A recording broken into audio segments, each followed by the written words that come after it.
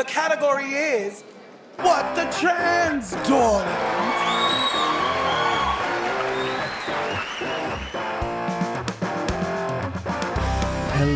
Hello, greetings and salutations and welcome to What the Trans? What the Trans? Yes, that's right, it's us, we're back. You can't keep us down. Has somebody been trying to keep us down? Is that a thing? I mean, no more so than usual, I suppose. Well, that's good to know. Like, if we had been attacked with, like, bats and stuff, I would have thought I would have been aware of it. But that's a good thing to know, that we are not being attacked by bats currently. Indeed. That may change. We'll keep you up to date on strange, terrible people with bats that may be coming to hit us in the head. That's not a thing. I don't know what I'm talking about. Oh, like a cricket bat. I thought you were talking about being attacked by, bats, the little flying nocturnal mammals, which is slightly scarier, particularly if it's October or something. But well, in this year of 2023, let's not rule anything out. How are you doing, Ashley? What have you been doing? Yeah,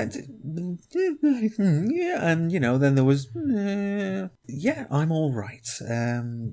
Had the usual adapting to being a disabled person stuff going on, but I'm well practiced at it right now. It seemed that my wheelchair I use around the house was like narrower somehow, like part of it had sort of slipped out and was rubbing against the wheel, but we actually just hadn't pulled it out and locked it wide enough. So that one was on us. Really. How about you? Me, I took a week off from, looking at news. Indeed. Very wise. And then I looked at news again and was like, oh, it's still very 2023. Suella Braverman, particularly, seems to have done hit a home run on being the worst person of late. Which is pretty impressive, really. Stiff competition, particularly from her colleagues. Yeah, and herself. Yes. Yes. Like, she seems to keep topping herself. I mean, I think we're going to be talking a little bit about we are, that, yes, but, a little bit.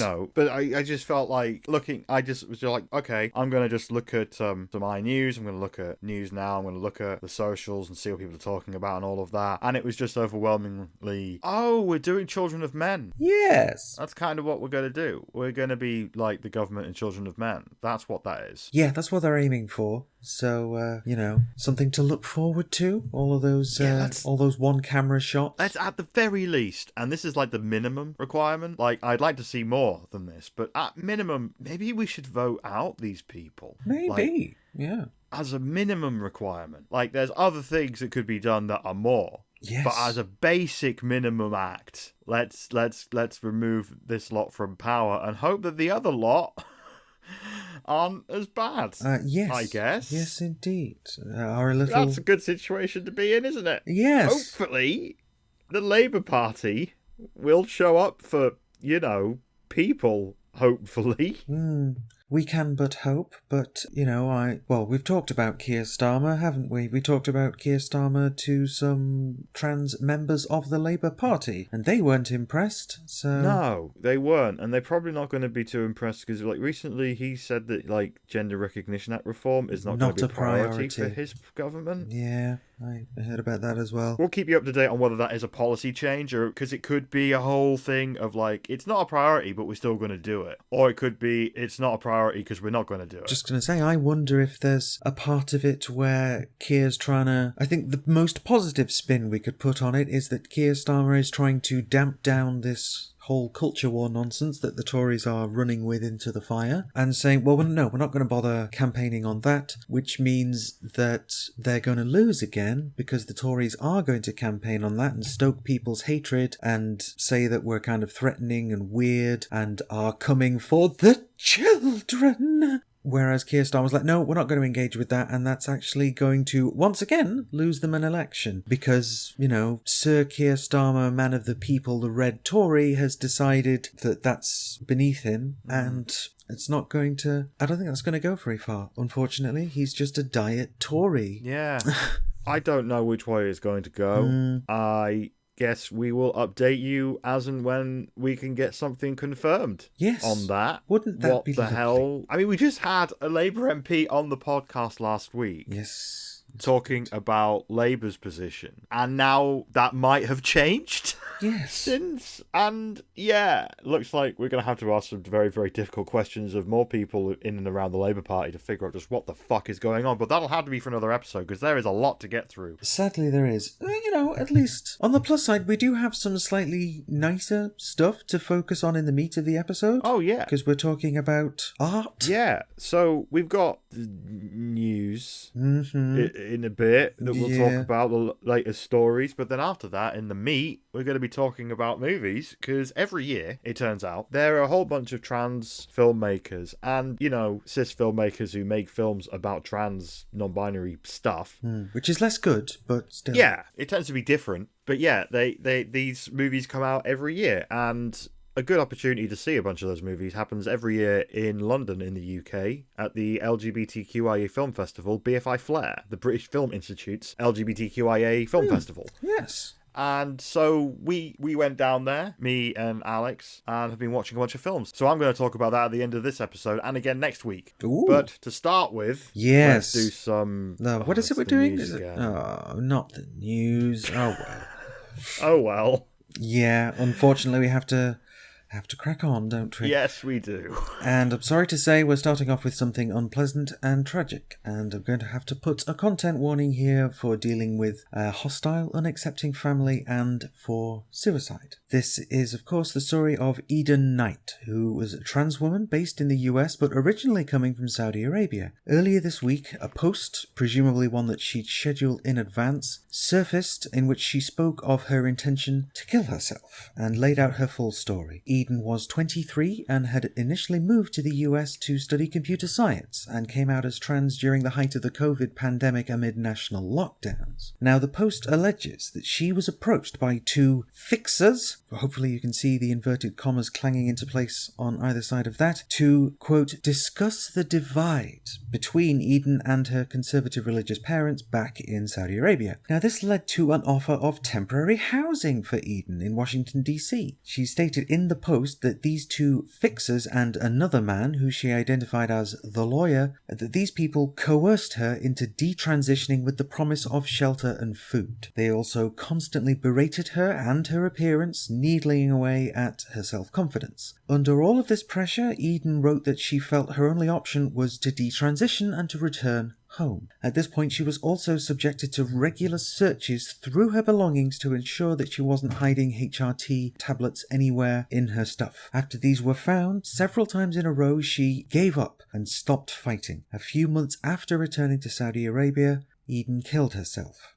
Now, the US State Department is studying, their words, studying the allegations made by Eden, and her friends from the US have come out on social media to say that she will be sorely missed by her friends there. They described her as overflowing with joy and a great many other very positive and wonderful things to say about her. Did you hear about this one, Michelle? I was off. Of course. So what I did last week and a little bit of this week was I turned off all of my internet except Disney Plus and Dropout.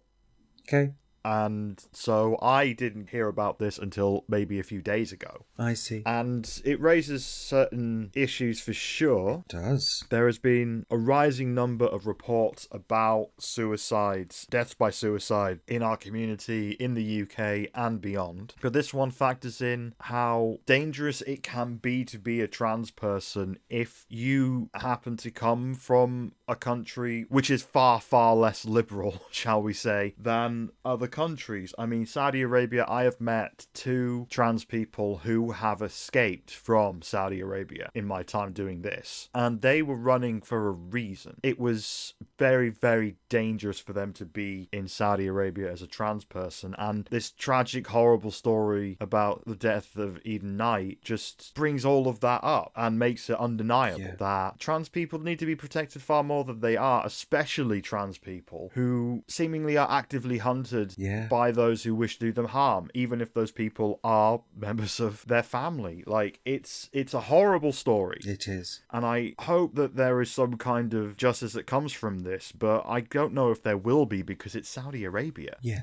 Quite. They are seemingly untouchable despite how many human rights atrocities their government or their kingdom commits. Like, it's common knowledge that to be like a woman, any kind of woman in Saudi Arabia, is tough, to say the least, and this forced transition by her family and with assistance. Yes, so we've heard things about this person that Eden identified as the lawyer, and it seems that this is not the first and only time they've been involved with something like this. So there in the US, there is at least one person who seems to get a paycheck from forcing queer folks or trans folks to detransition, to renounce their identities, to make their families happy. And there are people who make a living from this, clearly. Yeah, it's a horrible state of affairs. It is.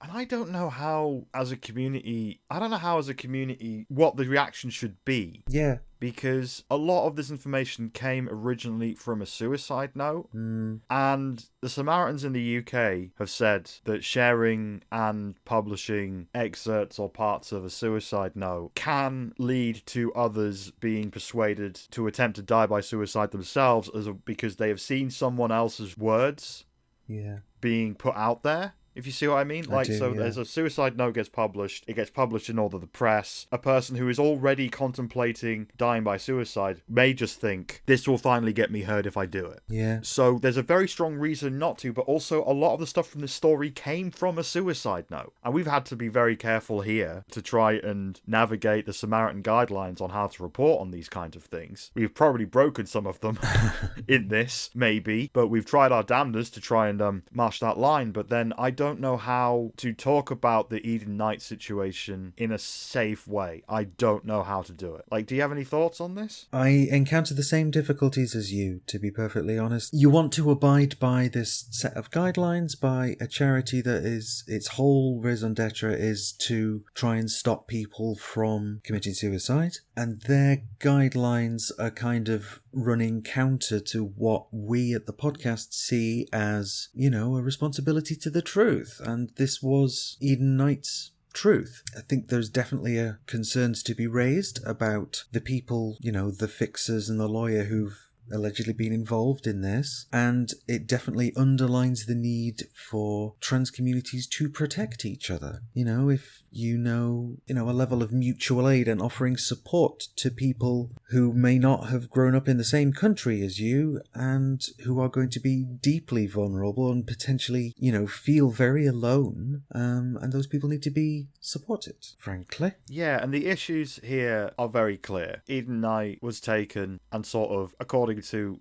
her own testimony, was sort of duped into going back to Saudi Arabia, and then she died by suicide. Those series of events can't really be denied, and the issues that may have impacted on Eden Knight's death, she probably didn't do this because she saw a suicide note online. So that's not what I've been saying at all. If people think that, that's not what I've been saying. What I'm saying is that there are issues that definitely influence trans people into dying by suicide. And we should try and do everything we can to try and stop those suicides from happening, whilst also making it clear that these suicides are happening, but we have to do that in a very careful way. And not to take this away from the issue at heart here, it just felt like something worth mentioning. But yeah, Eden Knight is another young trans person that should not be dead, but is. And there will be more coming from the investigation by the State Department in the coming months. We will keep on it and update you as and when we learn more about what the hell happened. And yeah, it's just, it sucks.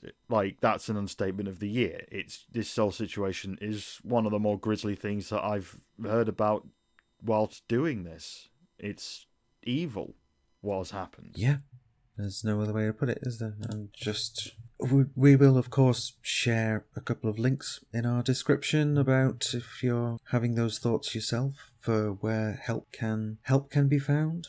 But yes, I think, yeah, reach out to a friend or reach out to LGBT Switchboard, Samaritans, Trans Radio UK Listens, Trans Mindline. All of these numbers will be on our website. You'll be able to find the link to where they are in the description. Call a friend, call a family member, or just call one of them. Please do that. Yeah. I'd be very, very... I don't think anyone would be annoyed at all if somebody came up to them and said, hey, I'm in trouble.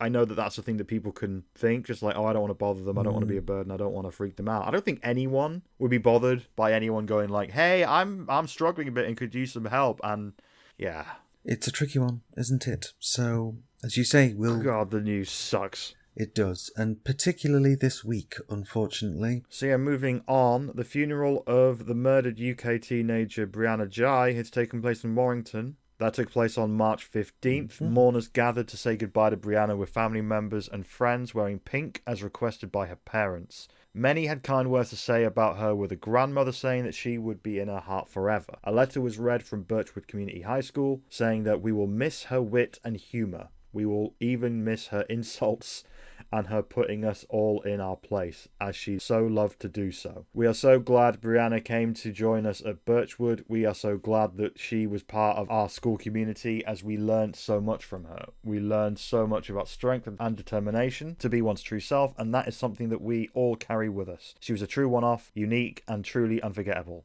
What a privilege it was to know her. Although to my mind those words would feel a lot more truthful if a staff member of the school, any staff member really, had done something about the bullying she experienced, which was raised with them several times, not least by Brianna's father. Kind of feels like a thoughts and prayers situation, doesn't it? Yeah. But not to be outdone, the very next day, on the 16th of March, the government rejected a petition to give Brianna a posthumous gender recognition certificate. Currently, you cannot apply for a gender recognition certificate if you're under 18, but the campaign sought to offer her some dignity in death and used the hashtag #DignityForBrianna. It asked that the government at least allow for a GRC so that Brianna's death certificate would remember her as the girl she was, but the government refused, saying the government is committed to upholding Britain's long-standing record of protecting the rights of individuals against unlawful discrimination, and wants people who are transgender to be able to live their lives as they wish. Which, I mean, they could say this stuff if they like, but it's kind of hard to believe them, all things considered. They went on to say that, as announced in 2020, we believe the Gender Recognition Act 2004 is effective, strikes the right balance, and allows for those who wish to legally change their sex. We have no plans to change it. Yeah. So they couldn't let that one go without getting in one final insult, could they? That's just the fucking quote that they do all the time. People who are transgender to be able to live their lives as they wish. Really? We'd like to be able to live our lives without, getting constantly slandered and be the subject of misinformation in the press. That would be nice, but you're not doing anything about that. Like Brianna Ghey, Eden Knight, those are just two young trans people who have suffered. There have been reports in Brighton of a young trans person dying by suicide outside of a hospital a few months back. It's like every few months I hear or read about or see on a social media somewhere someone talking about a trans person that they knew, or a trans person that's been reported in the press as having died by suicide or otherwise died. And the rest of the culture war is still ramping up. And it's like, I've said for years that this debate is killing people, and I've been told that I've been histrionic and I can't necessarily put those two things together. But how can that person not, right? Yeah, it's difficult to divorce it from the wider context, isn't it? Yeah, and the Eden Knight situation is very different from the Brianna Ghey situation. It is, yes. Like, I calling those situations seems a bit shitty, but I don't know what else to call them. Yeah. The tragic deaths of both are very different and have very different moving parts, but it all kind of jumbles up to the same thing. It does. Both of their deaths may have been heavily influenced by transphobia, which is actively being peddled by a lot of institutions that you could argue are supposed to do the opposite. Yeah, quite. It's dark times, really. Unfortunately. And it's not even a new thing. Like, this stuff isn't even new. Like, there's black trans people in the States and in the Americas, North and South, been suffering horrendously through violence. In the UK, we're not entirely sure what the scale of the violence is. We know that hate crime reports have been going up considerably, year on year. That has been well documented in public. But when it comes to deaths by suicide or deaths by murder, the numbers are harder to get a handle on, because you've got gender recognition certificates that can complicate matters.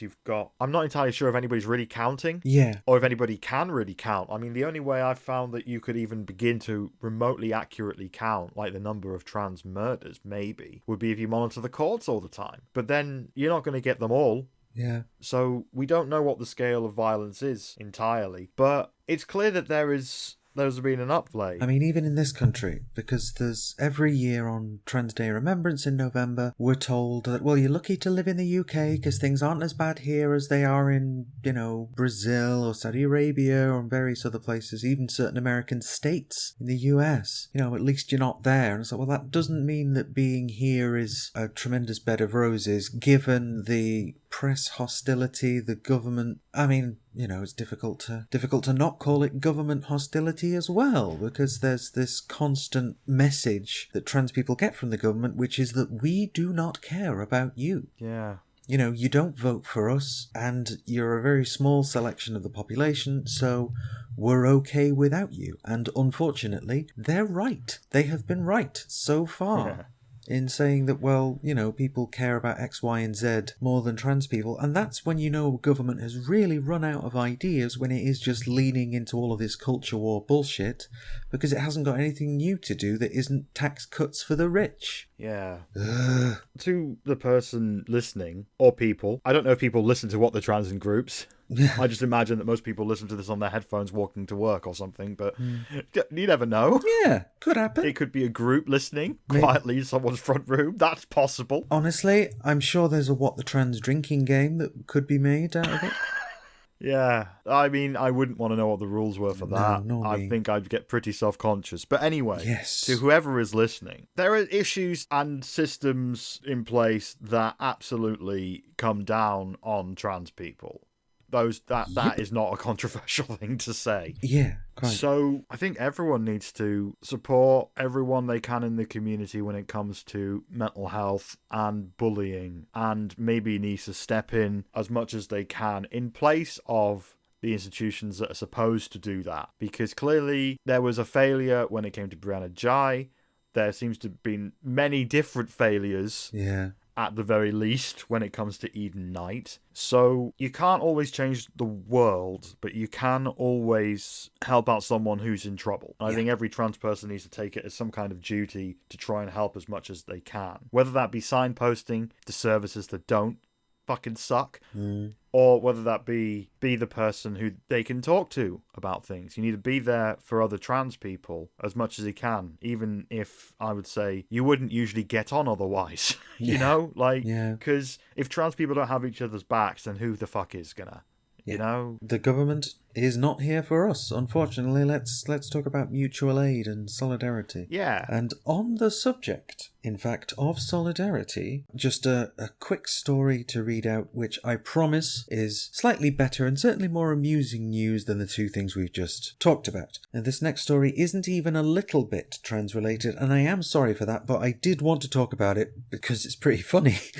Here in the UK, there's a chap called Gary Lineker. In the 80s and 90s, he was a footballer, and when he wrapped that up, he went into providing matchday commentary with occasional side gigs of stealing crisps from children, which was a whole Walker's marketing campaign where Gary Lineker, the nice man of football, is actually, trying to stockpile all the Walker's crisps. Stealing snacks from children. Stealing crisps from children. The original advert for this had him getting home and being welcomed home because he worked in the US for a little while playing soccer, and then everybody welcomes him back, and then he sits next to a kid on a park bench who offers him a crisp, and then Lineker nicks the whole packet. And the American company that owns Walker's Crisps, Lay's, said, oh, you have to film an ending where Lineker gives the kid the crisps back. And that's the British team are like, no, that's funny. That's the joke, you see. But by this point, now, here in 2023, Lineker is a fixture, lol, of UK sports commentary and works for BBC Sports, commentating and providing match analysis and all of that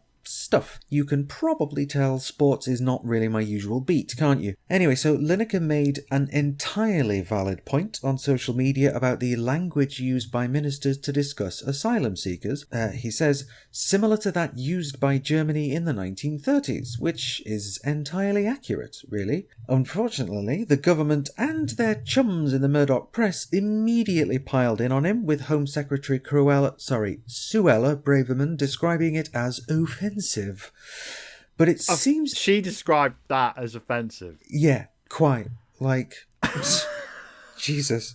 Pots and kettles spring to mind here, But they might have overplayed their hand in doing that because literally nobody bought what they were trying to sell. Lineker was suspended from last week's flagship football show on the Beeb, Match of the Day, and I think the BBC hoped that his co-presenters would fall in line and step up to fill the presentational void, but none of them did. Co-presenters Ian Wright and Alan Shearer refused to participate in the programme too, and then many clubs and individual players stated that they also wouldn't participate. You see, solidarity and direct action works, comrades. So eventually the BBC has reinstated Lineker and he didn't even have to delete the tweets. So the government pressure on the BBC and the tabloid trying to sort of stoke that up by insisting Lineker was being offensive, it just didn't work. Because, the man has fans. He's known as the nice man of football for a reason, Did I ever tell you about the time I met Gary Lineker? No, you did not. Tell me about the time you met Gary Lineker. I was all of 10. Yeah. And I was in London and I was walking past Selfridges, the big shop on Oxford Street, like really posh place where everything's too expensive, and saw that he was doing a book signing. And, at the time, I was in the middle of my 1 year of liking football as a child. I had one of those too. I was trying to be a Newcastle United supporter. And so, Gary Lineker, telly, match of the day, all of that stuff. I was like, oh, okay, I want his book. I never read the book, by the way. I never read the book. It was a book he wrote, a quote-unquote he wrote, which is just loads of children's stories about football. Right.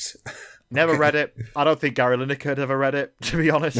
But he was there signing the book, and I went in and got the book and bought the book, and just as a chance to meet him. And he was like, "Oh yeah, Newcastle aren't doing very well at the moment." I was like, "Yeah, they are," because I was 10. Yes. And believed at that time that anyone saying something remotely bad about Newcastle, even if it's true, was an attack. Yes. That sense of loyalty that they instill in you. So he looked at me with the correct way, it turns out with hindsight, just that's a strange thing to say. Then I moved on. I paid my £10 and I got a book with his signature in it. And that was, Gary Lineker seemed like a nice guy and he was telling the truth about Newcastle at the time. But also, that was a time I learned two things. One, maybe football isn't for me. And two, maybe autographs aren't all that. Because what I did was I put that book on a shelf and then left it there and lost it. And never thought about it again. Until this very moment. Yes. So what I guess I'm saying is that Gary Lineker seems like a nice, tough guy. Because I was very weird at him.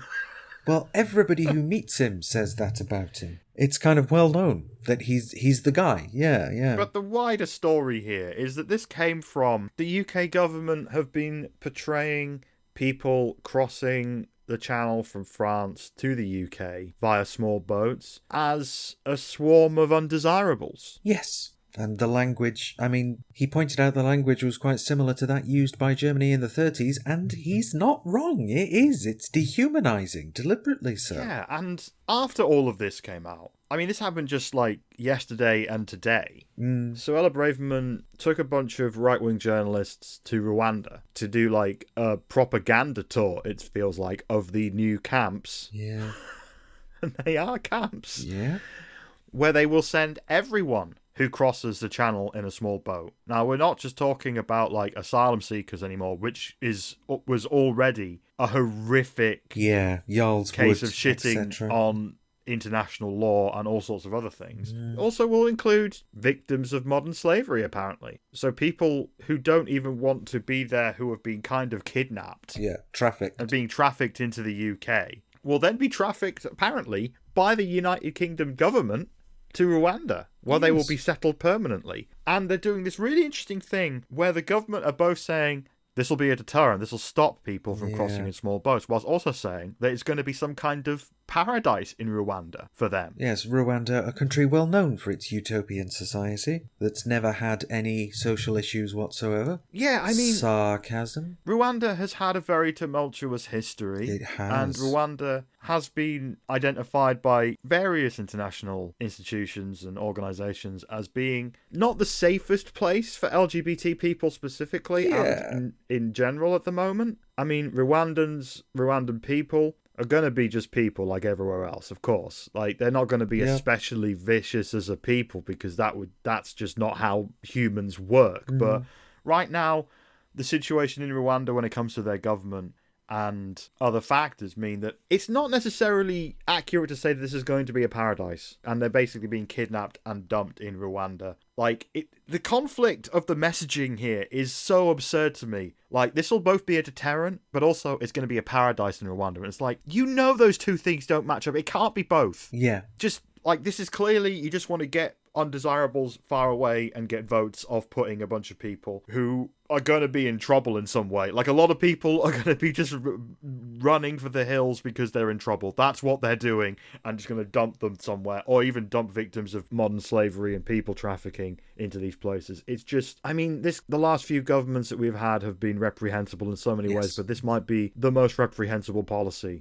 that has existed in my lifetime. Yeah, no getting away from that, unfortunately. And it's so frustrating to talk about, because there's any number of kind of yes people and Tory supporters in the media, and yes, at the BBC, who actually, since this furore over Lineker has grabbed the headlines. Richard Sharp, who's the chairperson of the BBC, is a former Tory donor, and well, so he made the introductions between then racist liar and former Prime Minister Boris Johnson and one of his distant cousins, who became a guarantor for a substantial loan, according to The Guardian. So there's someone who has literally been a Tory donor and activist who is then put in, installed pride of place in what's supposed to be an impartial broadcaster. And it does make you wonder, these impartiality rules that the BBC loves to quote are used far more frequently when someone expresses a left-wing talking point than they do when the talker is spouting a right-wing talking point. The impartiality guidelines only seem to go one way, which is interesting. Yeah, and there's part of me that wants to think that this issue, surely right-wing people can get behind the idea that potentially breaching international law and essentially setting up camps in a country that it's safe to say has some issues when it comes to safety of vulnerable people. Yes, I think that's fair. Is outright an evil policy. Yeah. I don't care where your politics are. Wherever your politics are, this is just a horrific thing to do to people, right? I mean, people are going to think that I'm being essentially left-wing here. I don't think I am, because these are people and wanting to protect people and not do horrible things to them, I would have thought would be something that crosses most political boundaries. Yeah. Not all political boundaries, obviously. But, your average person on the street, your average conservative voter, I would hope they would find this policy reprehensible too. But apparently that doesn't seem to be the case. Yeah. It doesn't seem to be an issue for them, and it comes back to that phrase, the cruelty is the point. It's just so fucking wrong. It is. It's just there's so many of these things that happen, and it's it's putting this left-right thing, and it's just, right, how many people are going to be fucked by this? Oh, most people? Maybe don't do it then. That's not right or left, that's just fucking pragmatism, right? Yeah, maybe. Just a thought. Anyway, Lineker for Prime Minister. That's what I say. I don't know, don't make him Prime Minister. Then I'll have to, every time he does something, I'll have to relive this horrifically embarrassing thing from my youth. Yes, I suppose so. So we'll have to talk and be Prime Minister and person I'm very sorry for, Gary Lineker, has said this about GRA reform. I don't want to have to do that every time he fucking does anything trans-related as Prime Minister. Conflict of interest? I don't know, actually. God, what if he's one of those ones like James O'Brien, who's all liberal and stuff, but is a bit weird on trans stuff? That's a thing. Yeah, it is. Yeah. I don't want to, piss on the Worship Gary Lineker parade, but this is the problem of being trans in the UK now, and probably always. Yeah. You don't always know. Right? You're just are you an ally? Really? And you can get all investigative, and then you find yourself in a position of at 4 a.m. just being I'm looking for dirt on someone who I have no reason for thinking is bad, and it all goes to hell. I might be speaking from experience here. A little bit, yeah, maybe. I was just thinking. I wonder if you're perhaps speaking from a personal standpoint there, which as impartial broadcasters, it is frowned upon for us to do. We are not impartial no, broadcasters, Ashley Talbot. We are not impartial. No, and we never pretended we were, but then when organisations pretend they are and aren't, that's when there's a problem. Anyway. I think impartiality is a myth, because the impartiality of the BBC, I will move on to the next thing. Yes. But I think this is an important point. BBC's impartiality is entirely defined by what all the other media outlets are talking about. Okay. So if one media outlet is talking about, oh, the Holocaust didn't happen, and the another outlet is saying, yes, it did, the BBC would come in and be like, did the Holocaust happen? Yeah. And that's not that's not impartiality. No. So if the entire right-wing media is gamed to talk about certain things, the BBC is going to be pulled to the right too. The Overton window. That's not even including Sharps and all these other people that may be involved in the Tories in other ways. You know, that's just a basic thing of how it's worked my whole life. Yes.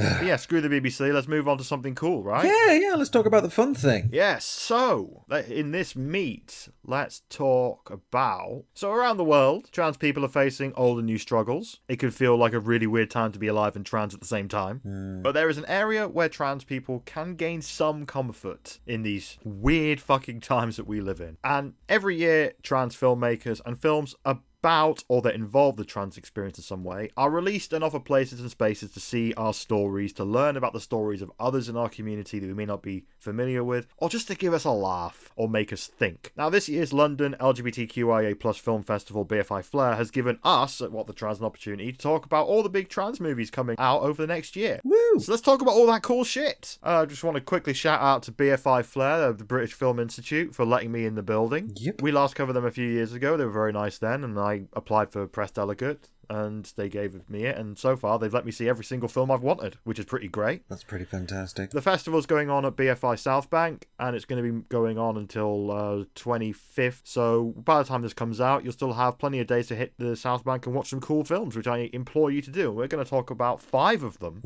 right now. All right. Because those are the 5 that I've seen so far. Absolutely. Well, hit me with it, babes. Okay, so first off, the big opening night gala movie was The Stroll. It's a documentary produced by HBO. It was directed by Kristen Lovell and Zachary Drucker. Zachary Drucker, you may remember from Framing Agnes. She was a consultant and an actor on the Amazon show Transparent, where Jeffrey Tambor played a older trans person who was a parent. Transparent, see what they did there. Yes.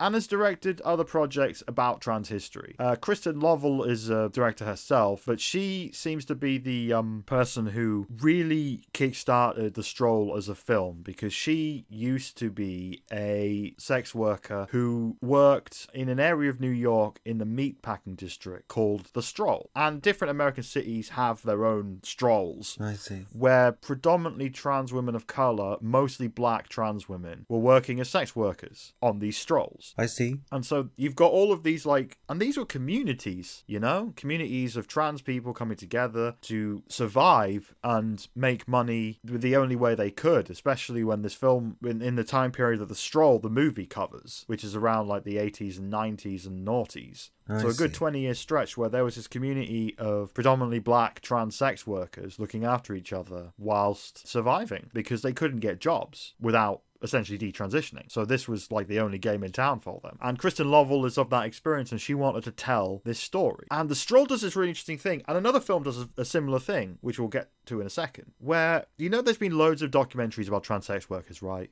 There's been loads of them. They all seem to be made by cis filmmakers, Yes. and Kristen herself in the movie talked about her own involvement in some of those when she was working on The Stroll. I see. But she wanted to tell the story herself. And so to explain sort of how this came about and what she was thinking, here's my chat with Kristen at BFI Flare. Cool. First off, I was looking around and looking at the response. He won the special jury prize at the Sundance Film Festival in January. How has the response been for you? What do you make of it? Oh my God, I didn't even expect it. I didn't expect it. I didn't even expect to be in the competition.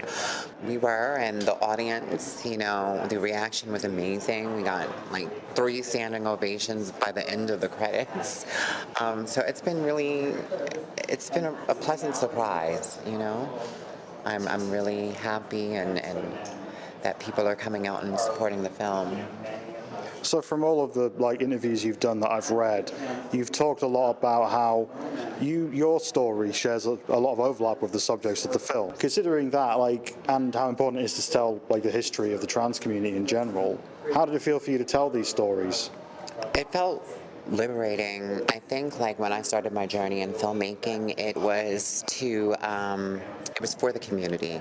You know, I had made a short film about media misrepresentation at the time, you know, and there was a lot of, you know, vile and inappropriate representations of who and what trans people are. And so I'm happy that, you know, over the course of the past 15 years, I've been able to watch this cultural shift happen and more conversations about trans people are coming into people's living rooms, you know, and so it's a big deal and it's important to me, you know, that people are starting to understand and think about trans people and their freedoms and their rights. I mean, from the promotional materials I've read, it sounds like that you have definitely walked the stroll. You have lived in that life. I mean, what was that like?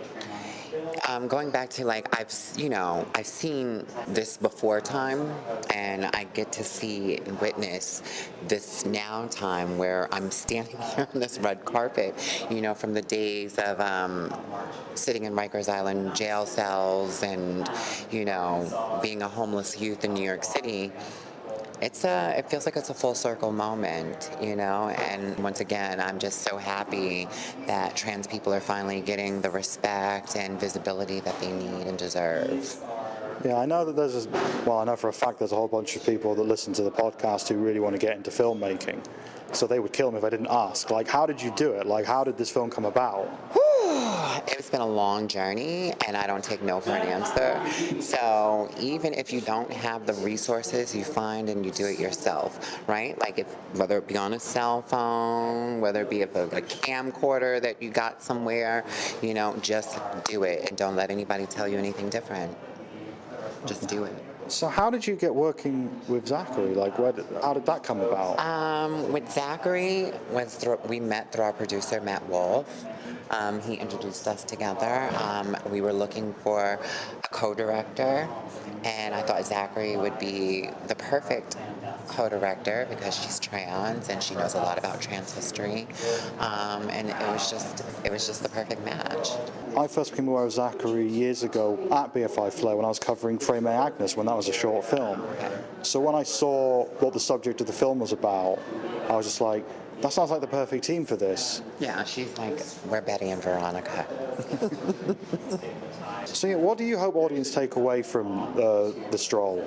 I hope the audience takes away a better understanding of the issues that trans people have to go through. I think, you know, when we got to this point of visibility, there was this focus on our transition, right, and appearance and how we look, but our experience is so nuanced and so different, and we need to be able to talk about trans issues on a spectrum, right? Like, you know, now people are talking about what is non-binary and stuff. So it's important for, you know, to show that we are more than just our transitions and that we actually have stories to tell, and they're equally as important. The film, it deals with a lot of issues around, I guess, the black trans experience of the 80s and 90s from what I've read, and gentrification, homelessness, police violence. Are you hoping that this film, I guess, wakes some people up to the reality of that? That is the hope, but, you know, they say you can't lead a horse. You can lead a horse to water, but you can't force it to drink. Yeah. So hopefully it will open their eyes that, you know, there's more to us. Like, you see, especially in the United States, we see a lot of anti-trans rhetoric that is happening, bills that are being passed to suppress trans people, and you know, the community is in, you know, a frenzy, but I always tell them, you know, this is not anything new. No. They always try to stop us from existing, you know, and because you see it in the media now, you know, doesn't mean that, you know, that is how it will be. You know, we can't afford to go backwards. We can only push forward. And another note is this. Somebody asked me this question when I was in Missouri at the True False, and about the trans community. We are more mobilized now than we have ever been. So there is no going backwards.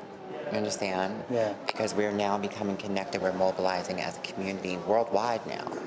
You know, it was easier when we were scattered about. Yeah. You know, but it's going to be difficult now. Kristen, thank you for talking to me. Thank you. Okay, cool. That was a good listen. And you spoke to Zachary Drucker as well, didn't you? Yes, I also spoke to Zachary. I got to speak to both directors. Cool. Yeah, so let's listen to what Zachary has to say about The Stroll. Zachary, thanks for chatting to me. So, like I just said to Kristen, the response that I've seen so far to the film has been universal acclaim, award-winning, all of that stuff. How are you handling all that? That must be a very strange thing to live with when lots of people are talking and saying very nice things about you. It's a tremendous gift to shepherd this film into the world, for it to come to fruition in such a celebrated manner.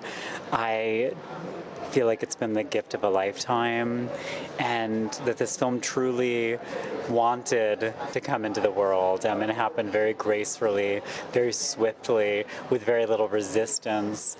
And it's time that we start to recognize and foreground the stories of trans sex workers, because sex work has been integral to our survival for centuries. I mean, since the beginning of time, since trans people have existed, we have supported ourselves through underground economies. We have been petty thieves and sex workers, and to this day, that is true. I talked to Kristen earlier about this, but maybe you could fill in something like, how did this collaboration happen? Like, from your career, I've noticed that you have seemed to have done a fair number of projects about the history of trans people for one reason or another. You got Framing Agnes, which I actually first covered when it came here 4 years ago as a short. That's how I first heard of you. Oh, wow. Which I loved. So what is it about trans history that keeps you coming back as a creative person? Well, I think it's the only offset to an organized anti-trans agenda that pretends that we materialized 10 years ago. We have been here forever. Gender diversity is inherent to the human experience, and trans history is the antidote and a way for us to understand ourselves in the present without having a grasp on where we're coming from. It's very hard to see our way forward. And trans history for me has been a silver lining in a life that is sometimes challenging and sometimes difficult. To know that there are predecessors, to know that we are standing on the shoulders of legends, to know that we are not alone in the present, and that we are a part of a robust tradition. So what was it about the specific story of The Stroll in New York that sort of made your eyes light up? Like, what made you and Kristen think that this is a story that you wanted to tell? Because storytelling in Hollywood and in film and television was so saturated with the trope of the trans sex worker, that is the only place, the only position you ever saw a trans person in a scripted television show or film. I think there was an effort to create more and more diverse renderings of trans life. And there's a bit of a respectability politic as well. And the confluence of those things erased sex work from the record, from the reality of trans life. And to this day, many of us are sex workers. This is a part of the trans experience that's often left out, and it's our aim to destigmatize and decriminalize sex work. There should be nothing illegal between two consenting adults having a transactional relationship. There's nothing criminal about that. That is a right that we should all have, to buy or sell sex. I was going to ask what you would hope audiences take away from this film, but I guess I answered it. You're hoping that they come away with more realistic ideas around sex work, you would say. Yeah, absolutely. I think for many New Yorkers, the transvestite hooker was ubiquitous. Everybody who lives in New York City, they to this day will say transvestite hookers in the Meatpacking District. It was a population that existed that everybody knew about. And nobody really, very few people took the time to empathize and understand who are these folks, where did they come from. And one thing that was fascinating in premiering the film is how many New Yorkers lived in that neighborhood not realizing that these were adolescents, that these were young people who had been expelled from their homes and were surviving in the streets. So there's been a reckoning, I believe, with folks who live in Manhattan, who witnessed this moment, witnessed this community, and did nothing. And the liberation of trans people, the fight for particularly Black trans folks is in the zeitgeist right now.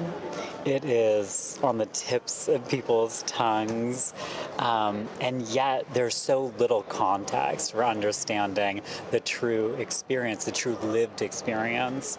So it's our hope that this film is the beginning of rectifying that omission. Cool. Zachary, thank you so much for talking to me. Thank you, Michelle. What a gift. I think this film, after watching it, because I hadn't watched it but when I spoke to them, because I spoke to them at like 5 o'clock, then I went to see the film at like 8 o'clock. In those movies about like trans sex workers, there's a lot of misery. And in this one, there was like, they didn't shy away from the tough stuff, you know, like trans people being murdered, you know, and suffering horrendously. Yeah. But they also shone a light on, I think, what seemed to be the full image of what life was like working the stroll in the Mistress District in New York. And it covered a lot of areas about gentrification and how the meatpacking district of New York used to be like basically seen as a shithole by a lot of people, but it was there was a community there. Yeah. And that's gone now. Because gentrification. Yeah. And how there has been more attacks on trans rights recently in the States, with like states totally trying to basically make being trans illegal for certain portions of the community at the very least. Yeah. And how that all correlates with systemic oppression that these specific trans people faced. And it tells it really well. If you get a chance to see The Stroll, please do. Okay, it's really, really good and does some very interesting things. And like, it's weird that like for years there's not really been a lot of stuff out there by Black trans people, or if there was stuff out there, it was very much hidden or very much not publicized in a big way. This is a big HBO documentary. Yeah. It's going to be out on Sky Atlantic in the summer. Okay. So you'll be able to watch it on Now TV and Sky and all of that stuff. Yeah. Or just watch it in the cinema, because it will be doing a cinema run. Okay, and cool. will be available in other places too. Highly recommend you go and see it, because you always hear about, like, you know, when it comes to like in the UK, you always hear about the Black trans experience sort of not directly from Black trans people in America, which is really strange. You always seem to see people referring to it. So it was really good to see something being put out there that was a direct fucking line, you know? Telling our own stories. Yeah, and by trans people who made the film. Yeah. Because, I mean, like, the Stroll made the point, sort of indirectly, but there's always a cis person walking around with a camera trying to talk to, like, trans sex workers. That always seems to be a thing. Then they make it into like some fucking trauma porn thing and put it out there and make being trans look fucking horrific. And The Stroll seems to definitely be a response to that, where it's like, well, it wasn't all terrible. Being trans is pretty great. It's just all the other stuff that fucking sucked. Yeah. And that stuff didn't go away. It's just different. So yeah, The Stroll is something you should absolutely see. And Kristen Lovell and Zachary Drucker are both very good at what they do. Like, they made a film that was as beautiful as it was fascinating. I could rant about it forever, but let's move on to some other films. Yeah, okay, so what was next? What else did you see? Similar topic, but done in a completely different way. Kokomo City. It's a film directed by Dee Smith. And now, Dee Smith is a trans woman who had a pretty good career in the music industry, but then she came out as trans and transitioned, and suddenly she stopped getting called. Yeah. So she wanted to do something, so she decided to make Kokomo City, which, similarly to like how Kristen Lovell really wanted to make The Stroll, Dee Smith couldn't necessarily get it sold anywhere, so she picked up a camera and started making this film. And so you've got this black and white film that is almost entirely black trans women who are sex workers today, 4 of them, talking about whatever the hell they like in very, very personal way. And it was different from The Stroll. I don't want to compare the two, like, because they have a kind of similar sort of starting point. telling the stories of black trans women who are sex workers. But it frames it this way as even more of a reaction to the endless documentaries about trans sex workers by cis people, in that it purely focuses on what these 4 trans women have to say. And Dee Smith, the maker of the film, in a Q&A afterwards, said that she saw this as a movie for the black community, because it didn't just talk about, the trans angle on things. It talked about how trans women seen in the wider black community. And there was a lot of insight from black men who are attracted to trans women, but will not necessarily be that open about it. So it really goes into this broad area that is very different from The Stroll, but I think it's just as good, Kokomo City. Like, I learned a lot. It was told in a very engaging way. That will be out and streaming again in August. Well, we'll highlight that when it happens, because as soon as I find a way to watch these films, I will. Well, with Kokomo City, hopefully, I don't know if this will happen, but I was told by the PR person for the film that maybe we'll be able to talk to somebody from the film in August when it comes out. So Brilliant. I'm definitely going to chase that up, Yeah. because I know that we'll mention this now, and then in August, people may have forgotten. Okay. And I think people need to see this, because, it's just so weird how these 2 big documentaries about the experience of being a sex worker who is trans and a person of colour came out in the same year. And they both won awards at Sundance, which is another thing. The Stroll was the winner of the US Documentary Special Jury Award for Clarity of Vision at Sundance in January. And Kokomo City was the winner of the Audience Award and a Next Innovator Award. Right. These 2 really good documentaries from completely different takes on the subject came out roughly at the same time and were winning awards at the same shows. This feels like a watershed moment with those 2 films in this specific area. In film at least. Yeah, check out The Stroll and Kokomo City for sure. But yeah, next 3 films I saw, very different from The Stroll and Kokomo City. So we have XX plus XY, which, if I had to sum it up, it's a South Korean teen comedy about an intersex person named Jay, and the focus of the film is choices. I see. Yeah, I thought that this one would be interesting, because whilst it's not explicitly trans, in fact it is very much an intersex movie, I felt that this sounded really interesting. And also there was a lot of crossover, I can imagine, with non-binary people and some issues that they face. Yeah. So I think this may be a hit with non-binary people as well as intersex people. But basically the story goes that Jay is an intersex person who is adopted by a woman who is a doctor and 2 gay guys, kind of. I see. Yeah, I see. Yeah, so it's a very unconventional family anyway. So you've got a husband and wife and the husband's boyfriend. So they've kind of got a poly thing going on. Yeah. And they adopt this intersex child, and which is a miracle apparently, they decide we're going to let the kid decide what they are later in life. Yeah. Yeah. Good. So the film explores that, because Jay is walking around, and it's kind of like the filmmakers who were at the festival said that they were influenced by Sex Education, the show on Netflix. Right, okay. So it's a very, teen comedy. There's erections and stuff, It's that kind of movie. I see. But then they've got this character, Jay, who is struggling with choosing whether they want to be a man or a woman. Right. And their thing all the way through seems to be, well, I never thought of myself in that way. I'm just Jay, which I think is something that would resonate with a lot of non-binary people. And it's very funny. It's a very funny movie. And it's not with a lot of films that these kind of things, you can get some films and you at the end just thinking, what was that even about? That was very abstract. This is not that. This is very, very blunt. And so you've got this kind of love triangle between Jay and Woo Ram and Sarah. Woo Ram is a cis kid guy and Sarah is a cis kid girl. Got you. And so Jay is kind of having to choose which one they want to be with, and whether if they go with the man, does that mean that they are a woman? If they go with a woman, does that mean that they're a man? Does that mean they're gay?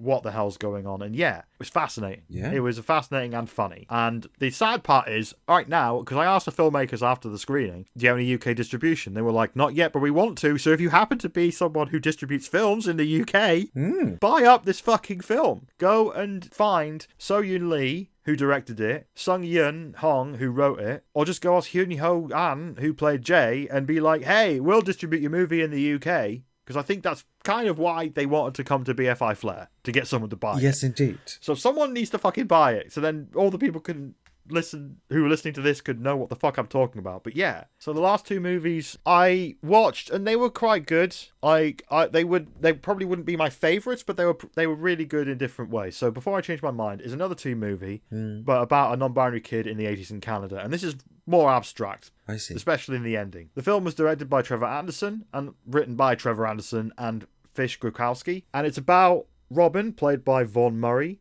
who is basically a non-binary kid in the 80s, just navigating life as a non-binary kid in Vancouver, I believe, or Edmonton. There was a lot of Canadian movies. Yeah. I might be getting things mixed up because the next film I want to talk about is also based in Canada. But this was a really interesting thing because at the start, they make out that the film is going to be about, the non-binary kid's going to get bullied for being non-binary. It's going to be 90 minutes of this kid being bullied and then something bad. Something magical will happen at the end. Yeah, we've seen that film. We have. But it takes a complete about turn and becomes about just this picture of teenagers, kids trying to navigate relationships with each other and trying to navigate being embarrassed or feeling offended when their friend goes to hang out with somebody else. It's a very, I don't even know how to describe it, but it was very funny in parts, and yeah, I don't know what to think of it. That's the truth, because I don't know what to think of that ending. I thought it was good, but then I was very confused by the ending. Well, I mean, again, want to check out? So what's that? Before I Change My Mind, it's called? Yeah, Before I Change My Mind by Trevor Anderson, starring Vaughn Murray. There'll be links to all these films in the description, so you better follow the filmmaking stuff. But I think that maybe non-binary people would be would be better for looking at this particular movie. But yeah, I thought it was pretty good. And lastly, I saw The Empress of Vancouver, which is another documentary. And this time it's about a local trans woman and drag queen legend called Olive Howe, based in Vancouver. Now, this was a documentary that, for some parts of it, I thought, oh, where is this going? This seems to be meandering. But then it all came together, because there were points where I was just oh my God, I don't want to have to say that this film sucks, because I'm literally sat 2 rows away from one of the fucking producers right now, Yeah. But then it turned it all around. Basically follows Olive Howe's life and specifically focus on the early 80s, where she ran for a position. I don't want to go into too much because I don't want to necessarily spoil the film, but yeah, it sort of focused on that, and then focused on how the AIDS crisis hit the Vancouver community, and it's sort of basically a portrait of a life and a community in Vancouver. And it took me until about 3/4 of the way through to really figure out that that's what the film was doing. So for the first 3/4, I was like, where's this going? This is a bit directionless. This is going from one thing to the other. And then it just sort of clicked for me. It was just oh, right. Okay. Now I see what it's doing. This is really fucking cool. And then it has a last shot that I'm not going to say much more about, but there's a last shot on it that just hit me in the brain. It was just okay. Oh, damn. Oh, damn. This is not fucking around. This film will leave somebody in the audience thinking, what is this? And then suddenly it'll just hit you with a sledgehammer right at the end. And I thought this was a really, really interesting film, and I really enjoyed it. Does any of that make sense? It does, yeah. Well, you went and watched 5 films, and we're recommending, sounds like all 5 of them. The problem that we have is 3 of them, the South Korean and the 2 Canadian ones, don't have a distributor in the UK yet. No, but there is a thing you can do, dear listener. Is there? Yes. Basically, in the episode notes for this podcast, which you can find a link to in the description, there'll be links to all the production companies that made these films, and you can follow them on socials and maybe put a little bell on their thing. Yeah. On their accounts or whatever. So when the films come in a way you can watch them, either streaming online or otherwise, you'll know. Mm-hmm. And I think that's got to be the way to do it. But yeah, to summarize all of this, these 5 movies, The Stroll, Kokomo City, XXXY, Before I Change My Mind, and The Empress of Vancouver, whilst I enjoyed those to varying levels, what happened after I watched all 5 was I felt so much more connected to my community than I did before. And I always feel pretty connected in a way, because absolutely. Doing this, it's our job. You talk to trans people every day most of the time, Apart from when I take a week off and refuse to talk to anyone. Gotta be done sometimes. I played a lot of video games. Good for you. I got to level 50 in Diablo 3. Yeah. I've never done that before. But yeah, watching these films, it was just... I got the feeling that I always get when I look at stuff about trans history specifically, but trans culture in general, of feeling connected to something bigger, much like what Zachary said in the interview. Yes. And so I recommend that people go out and check out whatever queer culture is going on near them. Yeah. Or make the effort to travel if you need to, or find it all online. Support your your local drag queen. Yeah. And to check out The Stroll and Kokomo City when they are released in the summer. You'll definitely be able to see those on stuff you can access in the UK. And definitely follow the production companies that we'll be linking to for XXXY, Before I Change My Mind, and The Empress of Vancouver, because those movies are interesting. Yeah. And you need to see those. And I'll be talking about more films I saw next week, and probably with a much better way to summarise things than I did. But yeah, go check out BFI Flair. It's on at South Bank right now. You can go and buy tickets, and it's really cool. And they've given me loads of tickets to go watch stuff, so I can tell you about it. Well, look forward to that next week. And it's nice of them to, to engage with us and let you go and watch all these fun films. I think... Oh, the staff there are great. I was just talking to one of them, and it was just like, oh, this film looks fascinating. They were like, do you want to go see it? And I'm like, yes. And they emailed me a ticket. Brilliant. Being press is weird. It is, isn't it? Because I think they want me to like big up the films and big up Flair and get them more money. And we have a pretty strong no advertising policy on What the Trans, because adverts kind of suck. True, yes. But when it comes to this kind of thing, just like... This is art, though, isn't it? This is something that's funded, at least in part, by the Arts Council. And the thing is, if they don't get that engagement, if people aren't, filling in their feedback forms and, buying tickets and stuff, it's less likely they'll be able to carry on. Yeah. So I think this is a bit different, really, because... it's not an advert so much as an encouragement, because, if there was an exhibition or a film festival or something about queer and trans culture here in Manchester, you can be damn sure I'd be talking about that. And that's not advertising, really. That's just engaging with the community. Yeah, there's this whole world of culture for, like, LGBTQ people and trans and non-binary people specifically, and intersex people. And you go and when you go and engage with this stuff, it genuinely feels good. Even if you don't really like the film, which I'm sure is going to happen. It hasn't yet, but there's probably going to be a film I watch and just like, oh, that's not very good. But even then, these days where you can feel very alone being trans and all the news is bad, I cannot emphasize enough how much queer culture can really help, because it makes you feel like you're part of something greater than yourself, and that is always a good thing. So yeah, check all of this stuff out. Check out the link in the description and, do it.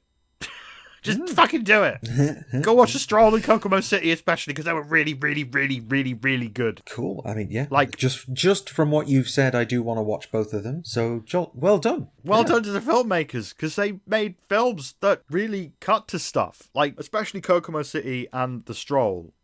People can yell out at protests, protect black trans lives and stuff, and that is obviously unambiguously a good thing. But then for, I think, a bunch of white people, it can be a bit of a, oh yeah, we just say this thing, not really engage with it or think about what that means. And a good way to start for white trans people would be to watch those movies, The Stroll and Kokomo City. Oh, I agree. And I think, honestly, this is a fairly positive note to end the show on. We will have more BFI Flair content in 2 weeks once you've gone and watched all the other films. But I'm watching 2 more today. I'm straight after this. I'm going back to watch 2 more. I will have more films to talk about next time. Awesome. But until then, thanks for listening, everyone. Yes, indeed. Thank you for sticking with us. Recognise that this particular episode has had a startling change in tone from the news to Gary Lineker to a film festival, but that's, these are the times in which we live. And the times in which we live have social media, and you can find us at whatthetrans.com, our fancy website. Obviously, we're on Twitter, What the Trans, we're on Facebook, we're on Patreon. If you feel like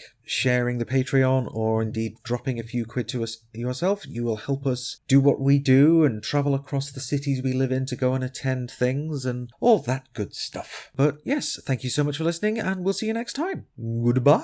Bye.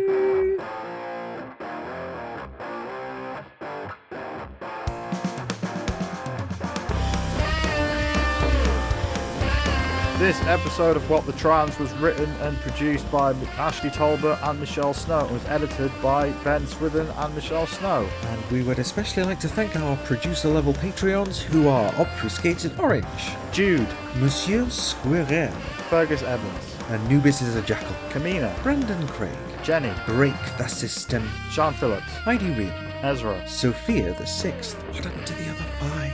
Lentil, Philippa Taprook, Ramona Martinez, Alethea Aurora, Sadie Chagall, Clara Volamy, Amelia, Kara the Asexual Turf Buster and her trusty sidekick Jiggly Jumps, Candy Cox, Zeph, Fiona McDonald, Torikuso Hitch, Murgatroyd, Claire Renshaw, Ontologically Unjust, Stella, Syndergosa, Rebecca Prentice, Crazy Richard, Dan Oblivion, Ty Griffiths, Florence Stanley, Riley, Helen _ Chrissy Jarvis, a dyslexic velociraptor guardian of the inside milk, Nick Ross, Alice Chalkley, Melody Nix, Fiona Punchard, John, Lynn Mackay, Nick Duffy, C.B. Bailey, Gordon Cameron, Peter Kimball, Wen Ritherup, Vic Parsons, Tila Wild, Rowan Littlejohns, Desiree Markland, Patreon user, Vic Kelly, Sarah Bedful of Dogs, Emma Doyle, Catherine, Elliot McVeigh, Cassius Adair, Melissa Brooks, Ian Coomer, Karakin12, April Heller, Sophie Lewis, Alexandra Lilly, Claire Scott, Ariadne Pena, Lauren O'Nions, Bernard's Pink Jelly Bean.